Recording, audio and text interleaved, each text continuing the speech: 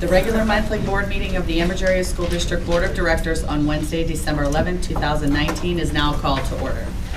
Flag salute, please rise. I pledge allegiance to the flag of the United States of America and to the republic for which it stands, one nation, under God, indivisible, with liberty and justice for all.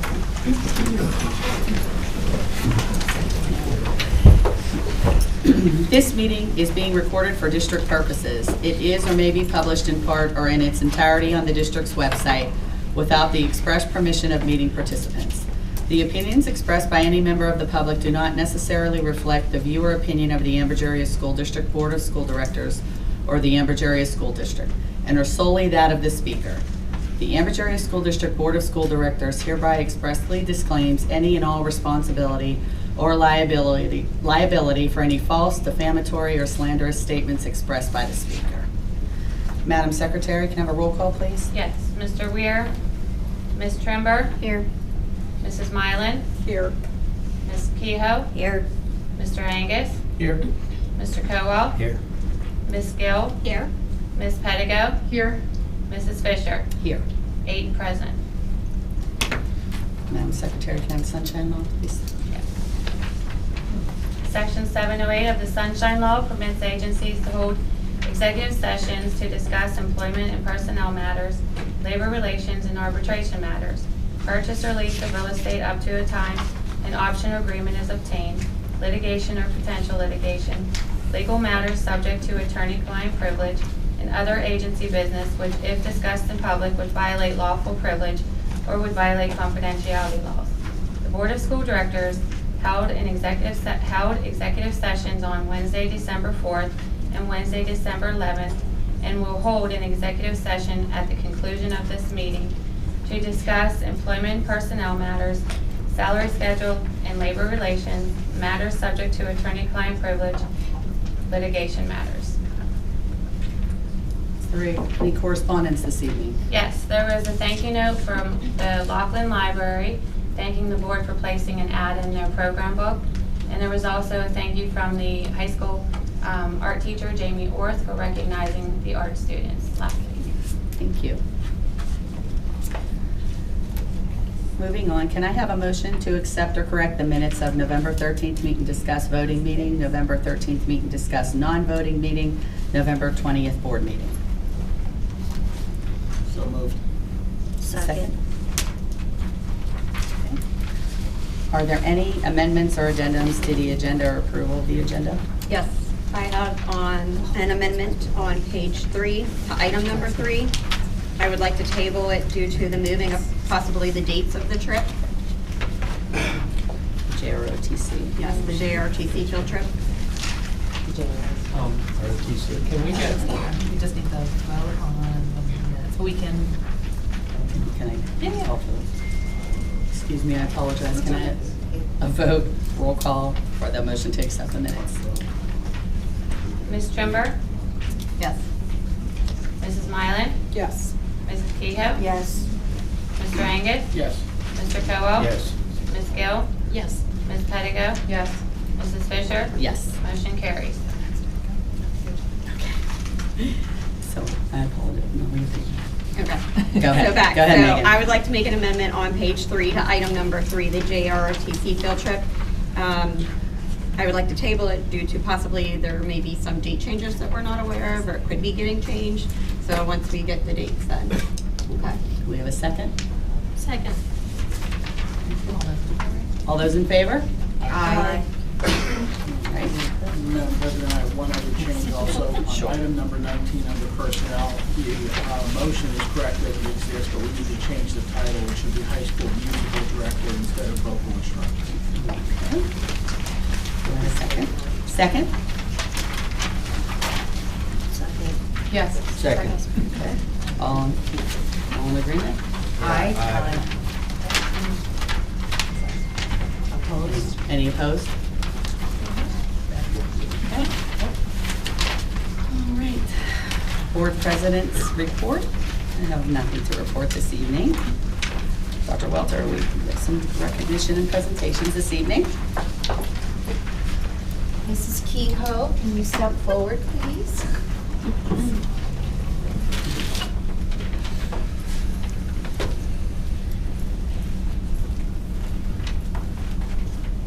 The legacy of school board service is firmly embedded in the history of our nation and its commitment to public education. The consummate board member is described as an ethical, principled individual with a deep desire to serve. School directors have a strong belief in the value of public schools and local control of public education for the benefit of all students. Today, school districts are expected to offer more services along with world-class instruction with limited resources. These expectations provide a tremendous challenge for school directors who are unpaid volunteers who work tirelessly, giving of their free time away from their families to contribute to the schools and communities they serve. Mary Jo is being recognized this evening on the honor roll of the Pennsylvania State Board Association for 12 years of school board service. I have only known Mary Jo for 2.5 years. The history that she brings to this group, the rational comments that she brings to the group. I know that she works tirelessly with the JROTC program. She's really, truly involved in the community. I've seen her bring bake sale items to bake sales in some of the buildings. She's truly invested, and I believe for all the right reasons, because she's here for kids and she cares about the district, and she stays focused on that endeavor every single time that I've ever been with her. In addition to that, she serves as the president of the CTC school board as well. So she has her plate full, but again, she's in it for all the right reasons, and it has really been an honor to work with you, Mary Jo. Congratulations.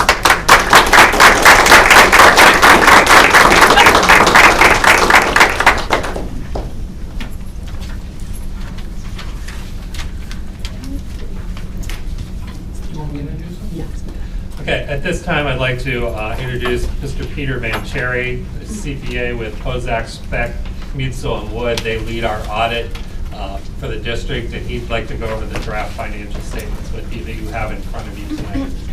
Thank you, Doug. Thank you for having me. These are just some of the draft of the financial statements. I didn't bring the whole draft of the report, so I just wanted to touch on some of the items within the financial statements themselves. If there's any questions as I'm going through, please stop me and we can get them answered as we go through. We'll get the final statements out before the end of the year, but we wanted to get these to you for your meeting today. The first thing you'll see in the financial statements is our opinion letter. So it's our opinion letter that states the financial statements were audited in accordance with generally accepted auditing standards and generally accepted government auditing standards. The opinion then goes on to say that the financial statements are fairly presented in all material respects in accordance with generally accepted accounting principles. So that's the statement there. There'll be other opinions on the single audit section when the final statements are prepared. The first two exhibits are government-wide exhibits. We're not going to really look at those. We're going to focus mainly on the fund statements and on your governmental funds. So if you flip up to the page, it says page 21. Okay, that's the balance sheet for your governmental funds. You basically have three governmental funds. You have a general fund, capital project fund, and then that non-major fund on the right-hand column is small amounts left in the debt service accounts. Okay, we're going to focus on the general fund. So this reports your total assets, total liabilities, and fund balance. So as you can see, your total assets are $10,472,000. Liabilities and deferred inflows, just a little bit over $9 million. And then your fund balance. So your fund balance is broken into two categories, non-spendable and unassigned. The non-spendable basically represents prepaid expenses, and that amount is basically the health insurance that's paid in June for the July for your employees. So your unassigned fund balance is $591,645. Okay. We'll look on the next page as to where you started the year and obviously where you ended the year and how they came about. The other fund, back to that page real quickly, is your capital projects fund. You do have $4,151,000 fund balance in the capital project fund. Okay. And that fund mainly is used for payment of debt service. So if you go to page 24, this shows those same funds, but this shows the revenues and expenditures for the year ended 6/30/19 of those funds. So it breaks your revenues into the three categories, local, state, and federal. So for your general fund, your total revenues were just a little over $48 million. Total expenditures were $50,811,000. And then there were some other financing sources, which represented amounts that came from the capital lease that was entered into in the school year. So it was a capital lease that's considered to be another financing source. The monies come in, but you also go ahead and expend those monies on capital purchases. So your change in your fund balance, the third number from the bottom, is a negative $1,857,000. So you can see you started your year with a fund balance of $2,775,000, and you ended at $918,000. Okay. So when you look at your unassigned fund balance that we looked at previously of $591,000, you're at about 1.2% of your total expenditures, your fund balance. Okay.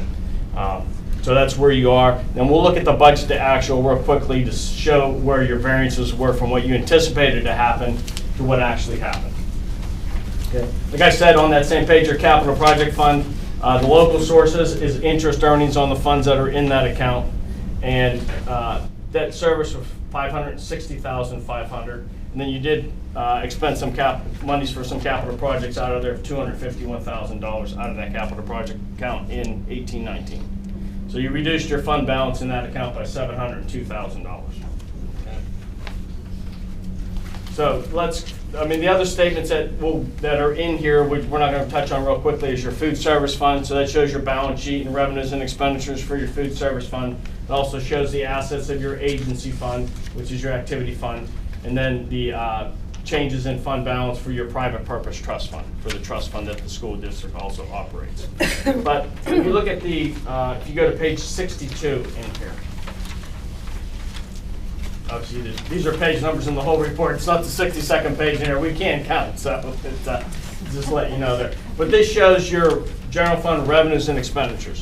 So it shows the original budget, the budget that the board originally approved, final budget, which would include any budget transfers that were made and approved by the board, and then the actual. Then it shows the variance between what you anticipated and what actually occurred during the year for 18-19. So it starts off with your revenues, a couple variances in there under real estate taxes. Real estate taxes came in under budget, $599,000. The majority of that was in the Ambridge area from what you anticipated to what actually came in. Okay, you do break your budget down through the 4 areas, so that was the largest one. Then as you go about 3/4 of the way down the page, under refunds of prior year's expenditures, that positive variance of $631,000, they were the funds that were returned back to the school when you terminated your participation in the Beaver IU, the Health Insurance Consortium. I'm going to stop you with the variances on the real estate. We do have, Peter's firm does audit the tax collectors as well, so we were a little concerned that the number was lower, but with his audit of the tax collectors, there wasn't anything inappropriate happen. It was just a lower collection rate. We're not sure why that occurred. It's kind of trending a little bit this year again, just for the Ambridge borough, but none of the other municipalities. So we're not sure what's going on there yet, but there wasn't any impropriety in collections because they do that audit. Right. Correct, Doug. Yes, that's a good point. Yeah, the collection percentage is Ambridge is around 86% for 18-19, and that was comparable to what it was last year. Obviously, there's variances in assessed value and so forth, but we do go through the reconciliation, make sure it ties into what's been turned over to the Beaver County Tax Claim Bureau. We look at the collections, the months they're coming in, if they're coming in when they should be, the discount and the appropriate periods and the penalties and so forth. So we do go through that whole process, and that's a good point, Doug. That it was just less than what the budget was. And so, Doug, we're trending around that 86%. We're trending lower again this year, yeah. Okay. So we'll have to make that adjustment in future budgets because we're not sure what's going on. That's just in Ambridge, the It's 86. just in Ambridge Borough. It's not anywhere else. Yeah, and we can give you the analysis. We can get to Doug the analysis of we're comparing the assessed values and the change orders between the 2 years to see. I couldn't tell you off the top of my head if there were some variances there also between a decrease in assessed value or change orders that were processed that changed that too. Okay, so if you flip over to page 63, this shows your total revenues.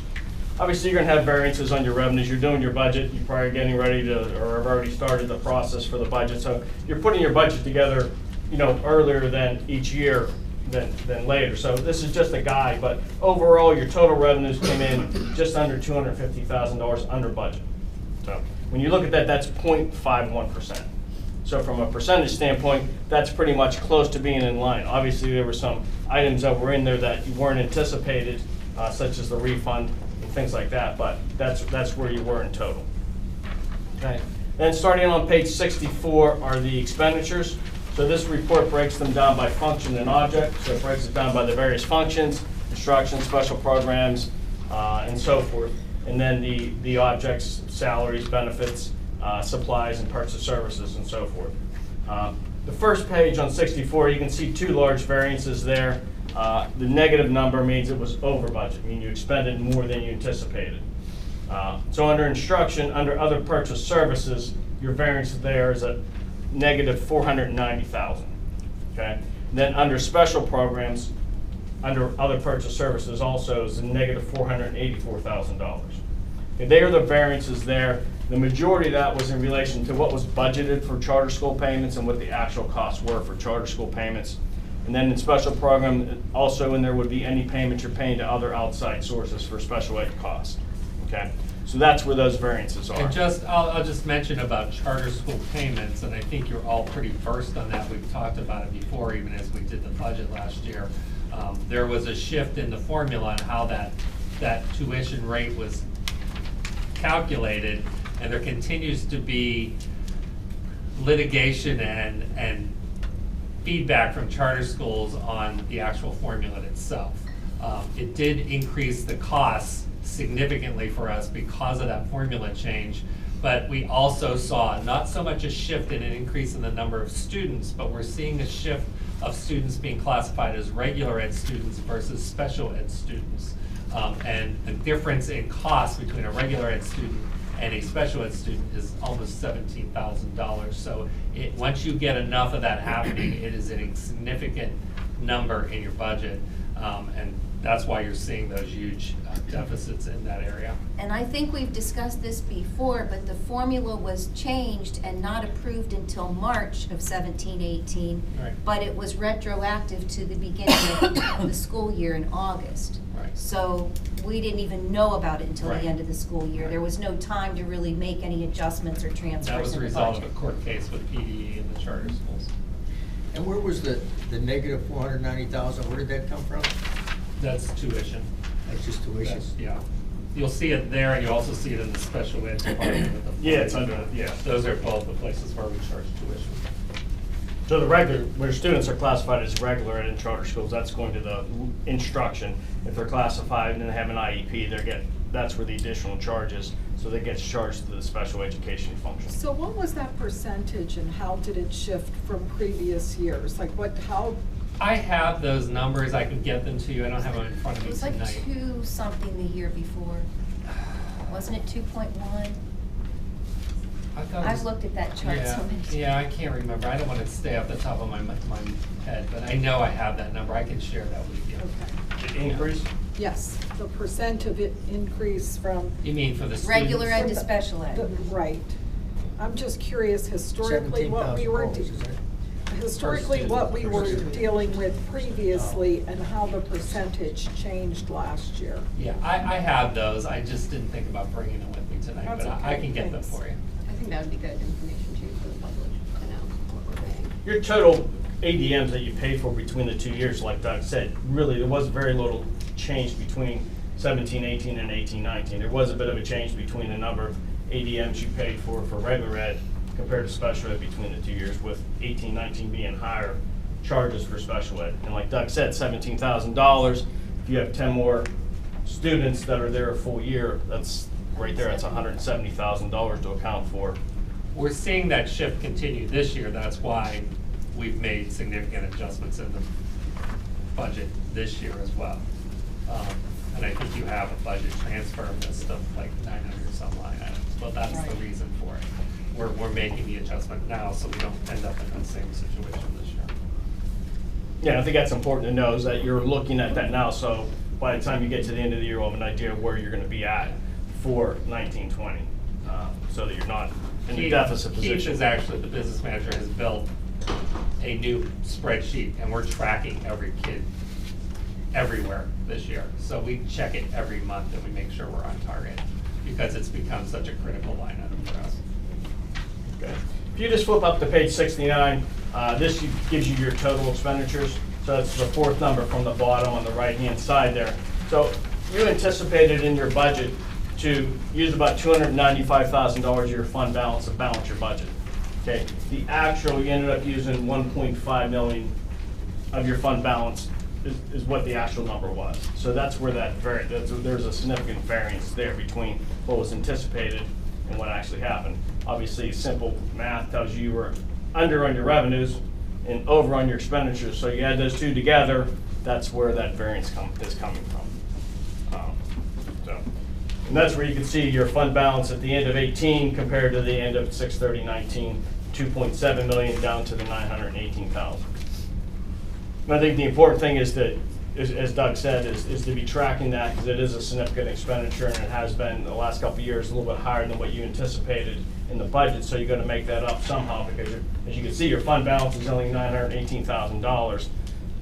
So you have to manage that you can't take another hit of $1.5 million to fund balance or else you'll be in the deficit position. So, Which is obviously a big problem for us going into next year. It's an extremely large problem now, so it's going to be a difficult budget. Yes. Aside from being a budgetary issue, I think the other call to action for the Board of Education and also the community is that we need to lobby to really help encourage the movement of monitoring of cyber charter school payments. So that's something that we can do. I mean, a dollar is a dollar, but there are things that we can do outside of the budget to be able to help encourage that and move that forward. That will be significant, but it takes every single person's voice to be able to move that forward, to say that what's the actual cost of education and how this is affecting our community and our schools. So I just wanted to say that. I mean, I've been a That huge formula has advocate. been a struggle for years at the legislative level because, you know, we're paying for things like transportation for cyber charter schools. Well, cyber charter school kids don't get transported. Yet it's built into the formula and we have to pay a percentage of that cost for transportation. So it's always been our argument that why are we calculating that in the cost for the districts when you don't transport anyone? They're on the computer at home. So those of you that are here and are going to watch this video, this is very important for you to reach out to our state legislators and tell them, because no one wants a tax increase, but you can see how we are being significantly impacted right now and in our future, and it's not going to get better.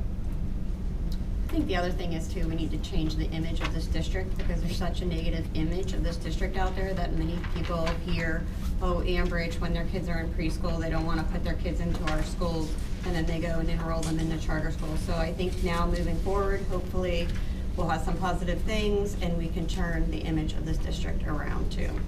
And there's been lots of positive things happening before Yeah, now. there is. So, no, I know, but there's people out there that think that Ambridge is so horrible, this happens at this school, and then they go and enroll their kids into cyber school or into other places, and it's just awesome. I think statistically too, the people that are pulling their children are from our best elementary schools, because obviously it's the elementaries that are getting hit the worst, because we have a charter school sitting right here within our boundaries. So making sure that the people do know what all of the good things are, which is why we have our communication newsletters and we too have the open houses.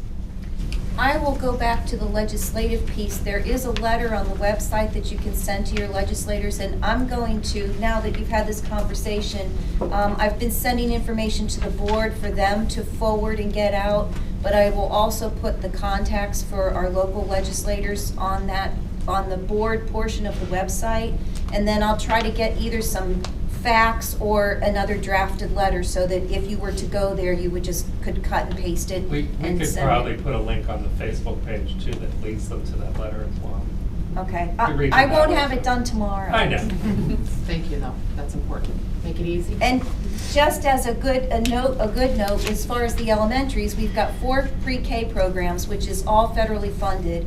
And we were able to add a pre-K program this year. So that makes it really nice for kids that start in pre-K and then continue on. And I always like to say something about our literacy program that's K-3. There's been an enormous amount of professional development. Our kids on average in first grade last year made over 2 years worth of growth. We have almost doubled our number of AP courses and the number of kids taking those courses. And so there are a lot of good things going on in this district. We've got excellent, excellent teachers. Excellent students. And great kids. Peter, do you have anything to add? I just wanted to briefly say thanks to Peter and his team. They come in, they're extremely professional, very easy to work with. They spend about a good week or a week and a half with us and kind of drill us and pull us, we're pulling things for him, but they're easy to work with and very cooperative, so we always appreciate their team coming in and working with us. And even though it was nauseous over the financial statements, he kind of helped me through it. Doug, I don't know if it's premature or if you would be uncomfortable, but I know we've had some conversations about replenishing that fund balance. Do you want to share anything, or does that?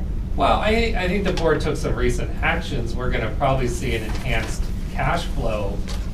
They took some action to sell some tax liens, which will probably give us a positive cash flow that may end up with some, excess funds this year for fund balance. I think the budget transfers you have tonight help us get back in line so that we're not going to see those overages that we saw this year. We certainly are very aware that it cannot happen again. So we actually I've been spending the last month going back through every line item in the budget and readjusting it. So that's why that took so long and was so enormous. It was a very painstaking process to try to figure out where can I move some funds from.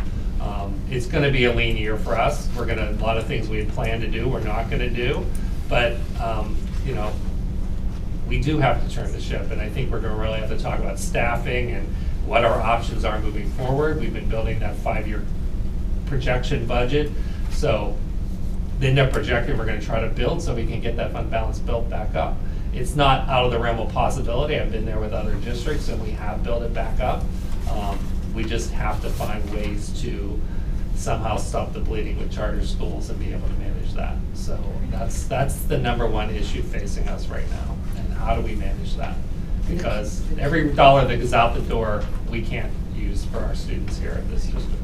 The key for that windfall that we're going to get because of the tax sale is that we appropriate it correctly. Because if we use it for cash flow, then it's just a one-time thing. Right. So even if we're against a tough time and we all have to hunker down like Doug's been doing, we can't be tempted to move that money, that one-time windfall, into the operating budget. It needs to be protected in the capital reserve. So that's why I'm hoping it helps your fund balance position, because I don't want to use it moving forward. It's not a substitute for tax increases, unfortunately. Right. And I know nobody wants to hear that part, because we'll Reality- face that. We'll face that out reality, through right. we'll be facing that through the spring and as we get the budget presented and have our budget workshops. So. All right, thank you. And it sounds like what you're doing is you're looking at not just the charter school, but you're looking at all the budget items, and that's really what you have to focus on, because obviously there's variances everywhere, but that's a big one. But as you go through all of them, that's the important thing, and I think Doug and Keith are on that and looking through there and keeping up to date with where you are and where you're going to wind up at, so you can plan accordingly. But I'd like to thank the board for allowing us to work for the district. We appreciate it, and thank Doug and his staff too for putting up with us. Thank you for Although we're coming. not bothered though, so. Thank you very much. Thank you. His associate is Peter also, so it gets kind of confusing. See Peter. Thank you. Good night. Okay, moving on to public comment regarding agenda items only. At this time, district residents may come forward to comment on agenda items only. Each person must state their first and last name and address prior to speaking. Each resident will be allowed 3 minutes and can speak only once. This period for public comment prior to the standing committee reports will be limited to 1/2 hour. Although not required, board members desiring to address questions or concerns may do so after the resident's comment question or at the conclusion of the committee reports. There will still be an opportunity for residents to comment on any business relevant to the Ambridge Area School District under old and new business at the end of the meeting. Anyone?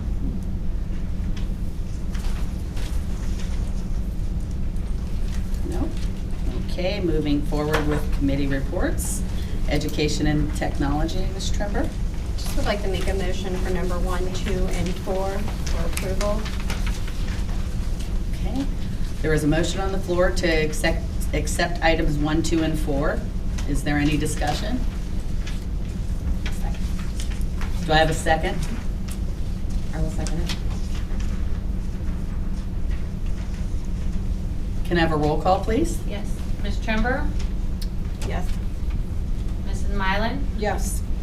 Mrs. Kehoe? Yes. Mr. Sass? Or, I'm sorry. Yes. Mr. Angus? Yes. Mr. Cowell? Yes.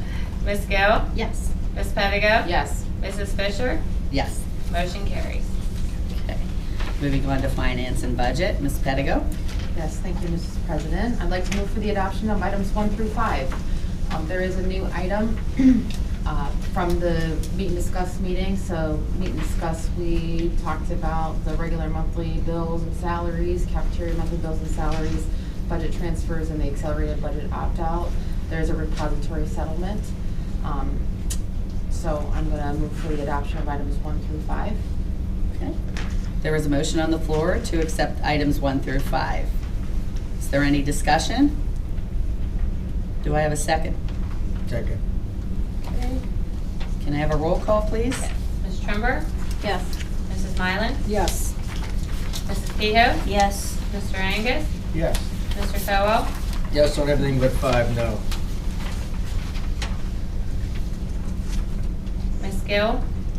I am the same as Roger. Yes on everything except for number 5, no. Ms. Pettigo? Yes. Mrs. Fisher? Yes. Motion carries. Okay, moving on to Building and Grounds, Mr. Cowell. Nothing to report. Okay. Athletics, Ms. Trimber. I just would like approval for number 1. Okay, there's a motion on the floor to accept item number 1. Do I have a second? Second. Is there any discussion? Can I have a roll call, please? Ms. Trimber? Yes. Mrs. Mylan? Yes. Mrs. Kehoe? Yes. Mr. Angus? Yes. Mr. Cowell? Yes. Ms. Gill? Yes. Ms. Pettigo? Yes. Mrs. Fisher? Yes. Motion carries. Okay. Public Relations, Ms. Gill. There's nothing tonight, but there will be some in January. Okay, thank you. Steering and Rules, Mrs. Kehoe. I'd like to move for the adoption of items 1 through 5. There is a motion on the floor to accept items 1 through 5. Do I have a second? Second. Is there any discussion? Mrs. Kehoe, I have a question. Are these documents and these policies made available to the public to review? We get the summation here, but I'm just thinking that in keeping with desires for transparency, do we make those available? Do you know, or do we do that? Or can we do that? I post them on the district website. We have board policies, but the only time they go up there is after they're approved by the board. So they don't show in draft form. And once the board approves them, I send them to PSBA. And I didn't know, yeah, no. So are we able to put drafts? Do you want to put them up in draft? Yes, I think we should put, if we're gonna put policies in place that affect the district, I think we should put drafts up for people to be able to review and comment on. We'll In post them addition on for them to be able to come to the meeting. And, right, make public correct. comment. Right. Post them in board docs. Post them, well, yeah, yes. We have board yes. docs on the district website, and you can Go to pretty much school search board. any word you want, and that policy will come up, so you can review it. So, I'll get them up there. Thank you. Uh-huh. The other thing is, they are suggested policies that come from PSBA that have been reviewed by their legal department. They come here, there'll be attachments in your emails for you to review. Yes. For any questions you may have. A lot of them are just some updated policies, just maybe a change in some wording or anything like that. But you can also, we've actually changed a few things in some policies too. More so it pertains to our district instead of just a generalization. Thank you. Okay. Moving on to Steering and Rules. Oh, do we need a roll call for that? Okay. Have a roll call, please, Madam Secretary. Yes. Ms. Trimber? Yes. Mrs. Mylan? Yes. Mrs. Kehoe? Yes. Mr. Angus? Yes. Mr. Cowell? Yes. Ms. Gill? Yes. Ms. Pettigo? Yes. Mrs. Fisher? Yes. Motion carries. Okay. Moving on to steering and rules, Mrs. Kehoe? No, we already did that. Oh, God, I'm sorry, I apologize, legislative. Okay, Mrs. there's no Kehoe. voting items this evening. Salary schedule and labor relations, Mr. Weir is not available. Mr. Angus, would you take that? Sure, there are no voting items this evening. Thank you. Moving on to personnel, Mr. Angus? Yes, I'll make a motion for the adoption of items 1 through 20 as amended. There is a motion on the floor to accept items 1 through 20. Do I have a second? Second. Is there any discussion? Can I have a roll call, please? Yes. Ms. Schomburg? Yes. Mrs. Mylan? Yes. Mrs. Kehoe? Yes. Mr. Angus? Yes. Mr. Kowal? Yes. Ms. Gill? Yes. Ms. Pettigo? Yes. Mrs. Fisher? Yes. Motion carries. Okay, solicitors report. No report this evening, thank Thank you. Superintendent's report. To report this evening? Thank you. Moving on to old and new business. It is now time for old and new business. Any district resident who desires to comment on any business relevant to the Ambridge Area School District should now come forward. Each person must state their first and last name and address prior to speaking. Each person will be allowed 3 minutes and can speak only once. Casey, Davini, Economy Borough. Just a couple things. When we were here, when you guys were in your executive session, the question was asked, could you have microphones? Some people are hard of hearing and sometimes they can't hear what it is that you're saying. So they had asked that the microphones used to be there and they're not there anymore. That's because they're up Used to there. have this. Why is that? Because The microphones are here for recording purposes. We do not have an amplification system in this area. They used to have microphones on the thing. They don't On the work anymore. stage, we did because there's an amplification system in the auditorium. There is not here. Dave tried to set a speaker up here, We but could- it didn't work We very would well. no, it doesn't, but, I mean, we can look at it again. There you go. They'll look at that. The second thing is, I know that we had our bridge done, we had the grand opening and the cut. That was done, what, 5, almost 6 months ago? Do we know when the orange cones are gonna disappear? We're waiting for the bollards that are supposed to be put in place to arrive. I know that Dave, Mr. Matsey contacted the architect and the manufacturer last week. I don't know that we've got a firm date on when they had to be, the original ones were not what we ordered, so they had to go back and manufacture new bollards. So that's really what's holding up the project. Another thing is, at another meeting that I was hosting, we get calendars that are mailed out to us every year before the school year starts that has the great calendar with kids' pictures in it, which is awesome. However, the dates in that calendar tend to change frequently, and so then that becomes a useless calendar for those of us that actually look at that calendar. The other thing is, I had brought up a couple times about the district calendar. If you go onto the district website, there's nice little color coordinations about what school you're at, but not all the information is on there, and then you have to go to the athletic page to look at that calendar to see everything. This came up when we were at some other meetings trying to make planning to find out when the mistletoe was, because it's not on the main page, it's only on the other page. I know we have the technology. Is there a way that you can have a one place all that everyone can go to where all the information flows? Because that communication is very annoying to parents that are trying to figure out what's going on when and then find out that things have been canceled or moved to another date. It's a great idea. I don't think it's something that we can fix overnight because there are so many contributors to I've experienced this in other districts. There are so many contributors to those calendars, and you're right, the hard copy it expires the day that we send it out because things change, we have no control. So let me look into it and see if we can make a more concerted effort. It's the number of contributors, the principals, the secretaries, the teachers, the sponsors of organizations, the coaches, the athletic director. So it's a huge coordinated effort that seems simple, but I promise you it's not. So let me work on it. That's fine. But one of the budget items to be cutting would be that calendar. That would save. Well, that was a lot through of our money. public relations firm, and we don't have them anymore, so Just I'm not throwing it out capable there. of doing Because that. I know we get some, I double checked, they are mailed out by other people for the same information, so I'm seeing. Yeah, we'll cut that for sure. Okay, do we have a SharePoint? Does the district have a SharePoint? Yeah, we have SharePoint. Why can't we do the calendar on a SharePoint and then give everybody it We do it contributes on SharePoint, access? Ryan.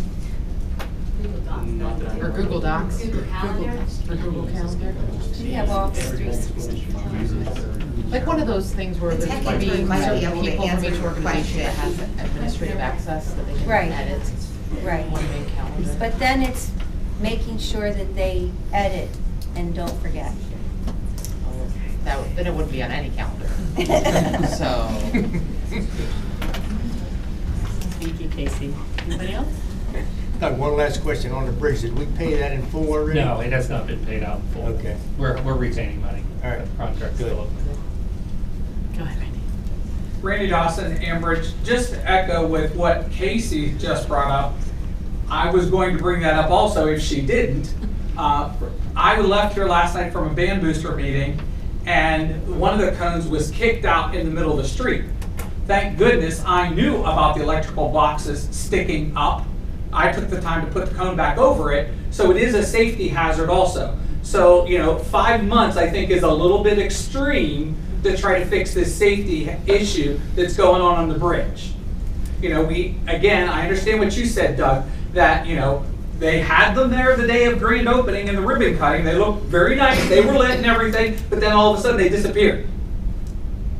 So, I understand the contract may be wrong, but then pay for what, or get them to bring back what they screwed it up or whatever. Have We them agree. bring it back. We agree. Is You there some have other to take it to your solution besides the solicitor. You have a cones we could put solicitor. out there? Let's file litigation against it. Is there anything else we could put besides a cone, maybe out there for a little more of this? And I'll talk to Dave about it. We'll check into that and see if Second there's. item on the calendar, the issue of the scheduling. Dr. Walter, I agree exactly what you're saying. It's very difficult, but have it go to one central person, let that person approve it, and then it goes out district-wide. So everybody sends their request to Lori or whoever that person is, and then with a deadline, and then they approve it and put it out. That's what we do. We really do that, like we have to. Okay. So, for example, in high school, for the district calendar, I'll just tell you, because I've done it a million times, being prom sponsor, everything else in this place. One of the first people to get it is the athletics, because they're written in stone as far as Olivia. The next person that would get it would be me for prom mistletoe. And then, of course, scheduling, Mr. King for all the keystones would already be in there. And then it moves down the list from there. Band concerts, this, that. There is a rotation in which we do. So there is a way in which we do that on hard copy, and then it goes to, the tech people. Jude echo has a what- spreadsheet as another Right. resource, To but echo what Dr. Welter said, we all know that things do change. Right. All right, so everything on that calendar has to be taken with a grain of salt. So it's just how it is. It's the working document that it truly is. We do have a firm in our community that does a live calendar under town planner, and there's an app for that. And we could, maybe I could talk to them and see if they could somehow interface ours with theirs, and it's a community application, so. I think too, I just want to say, I've had some parents reach out to me. I understand like the mistletoe was it last Friday night?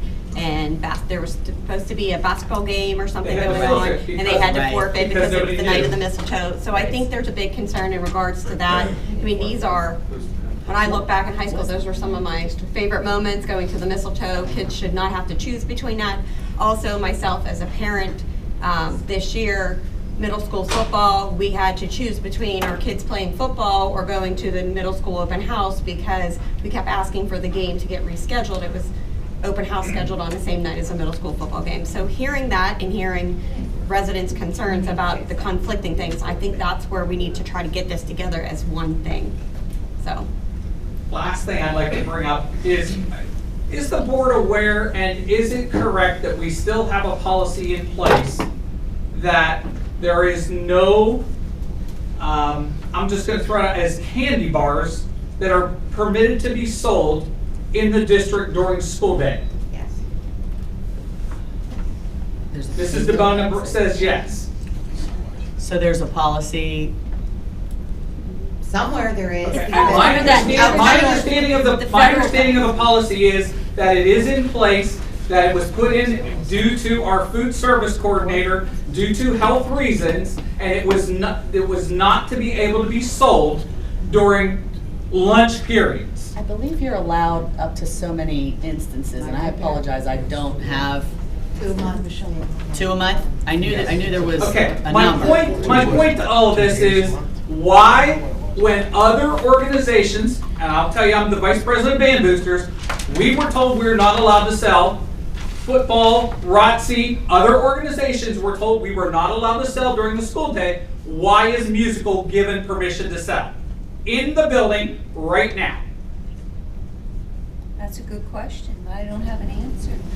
We'll look So, into it. I'm throwing out a problem, I'm gonna give a solution.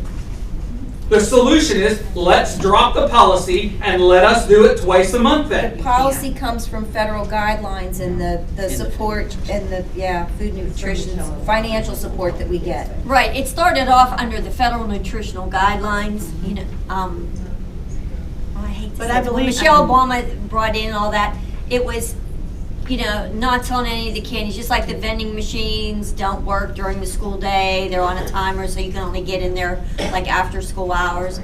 That's where it came along. If the food was different than candy bars and it fell within the guidelines, would that be able to be sold? Because maybe you rethink your Well, you're allowed up to 2 times fundraiser, you know? a month, I believe, and maybe a solution would be if you could talk to Ms. Lipsick to rotate. I don't know, would that be a possibility? I'm looking for the I don't know, was policy. it 2 times a month in Kane? I remember seeing it as a PTO president and not, obviously not as a board member, but I remember getting a guideline that you were allowed to do it a few times a month with, There a are month with the definitely nutrition. these types of guidelines in There other are. districts. I've never looked Right. at it here. But I mean, maybe a solution would be we could talk to Ms. Zipsick and see if you guys could rotate, maybe That's whatever fine. groups are Again, the interested. problem is, this is a district-wide issue. You're not supposed to do it in the middle school, you're not supposed to do it in the elementary school, but we have an organization in the high school that was given special permit. So we go back to the issue of non-consistency. We've got to stop non-consistency. I agree. Agreed 100%. Thank you. We'll look into it, Randy. Thank you. Anybody else? Elizabeth Hawkins, Economy Borough. With the superintendent resigning at the end of June, I believe, what is the policy going to be moving forward for selecting a new superintendent? Do we have a process in place? Yes. So the board, I believe, has taken an action to employ the Pennsylvania School Boards Association. They have a service that assists in the location, the vetting, and kind of like walking through the process. The board will help select kind of the questions and kind of and there'll be lots of hands-on elements from the board, but we have chosen a third party to assist us in that, and I think that's a process that will be initiated probably pretty quickly. Okay, will the taxpayers be allowed to be part of this? PSBA usually puts something out on the website, like a survey, and sometimes they do focus groups, but I don't know if that's a part of the package or not. And we're fine tuning kind of exactly what we want the protocol to be, so. Would we be able to have a committee so that we would be able to give some input?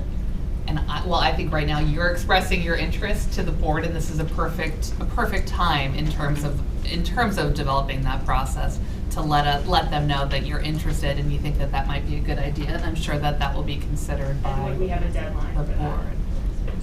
That we would have this whole situation figured out for people who would be interested, when they could sign up and when they would be part of it? Previously with our search, we actually did consider that. We had a group of board members that were involved. We did put together a survey. We actually had an extremely high response with our survey. So Ambridge, you did well in getting feedback back to us. That was taken into account as we moved through. We, at that time, did include some open discussion opportunities but we did not have the taxpayers. There was nothing restricting us from that. We had checked with PSBA previously about that. As this board moves forward to look at that, we'll have to define what it is that the protocol will be in this search. And that has not been discussed yet. Would you have, Ms. Hawkins, would you have a recommendation? That we should definitely have the taxpayers involved. So a committee, you're thinking a committee Yes. with certain people from maybe each People who would be community? interested from each meeting. Okay. Definitely something to consider. Thank you, Elizabeth. Anybody else? Okay. Okay. Oh, I'm sorry, was somebody else speaking? No? Okay. On behalf of the board, we'd like to, and administration, we'd like to wish you a happy holidays and a very happy new year. And I would like a motion to adjourn. Second. Second, all in favor? Aye.